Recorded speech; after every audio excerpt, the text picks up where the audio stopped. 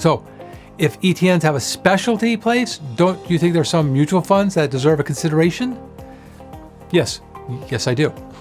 The caveat is first, they are only owned in retirement accounts. Second, they come with no sales fee to buy or sell. Third, their expense ratio is less than 1.5%. Fourth, the managers or management team is unique in some strategy or execution, and the only way to participate with these managers is via this mutual fund. Fifth is a forced decision because many retirement plans still use mutual fund structures as their only choice for participants.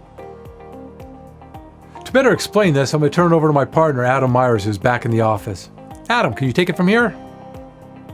Ian, it would be my honor to help our viewers with investment choices found in retirement plans. This can be highly complicated, so let me simplify a bit with some history, because for a long time, the only way workers received a retirement plan was from their employer in the form of a pension. Workers saving for their own retirement with the possibility of the company contributing did not really start developing until the Employee Retirement Income Security Act, enacted in 1974, known as ERISA. The government decided there should be some regulation and oversight into retirement plans after discovering a good chunk of Las Vegas was built using Teamster savings. These laws help fuel the growth of investing as mutual funds and financial companies partner together to offer packaged solutions for the average worker. Suddenly, with regulation and governance, came growth as more workers grew confident with investing this way, and companies were happy to have third-party professionals help set up and administer these plans to be ERISA compliant. Many retirement plans are now offered through services such as ADP Payroll or specialty companies like The Principal. Neither of those companies sponsor this video. Most retirement plans have moved away from offering mutual funds exclusively and now offer exchange-traded funds or a combination of the two. Retirement plan companies like mutual funds because they receive fee-sharing revenue known as trails from each investment. Corporations with employees prefer this because these third-party companies were lowering their costs to administer the plans if they used mutual funds. The problem is, many common workers didn't know they were paying higher expenses due to hidden fees.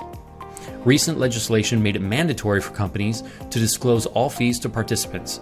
The cost to serve the employee accounts didn't disappear because there are so many expenses for a company to enroll participants, including answering questions, providing support, maintaining proper protocols, issuing statements, filing tax forms, many more.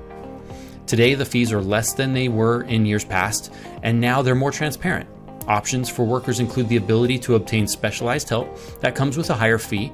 Cost and fees vary, but the bottom line is every worker should be happy if their company offers a retirement plan and ecstatic if that company offers any matching benefits. Every dollar a worker saves pre-tax is a dollar that doesn't get included in their income that year. There's an immediate tax benefit with this compounding machine of tax-deferred investing.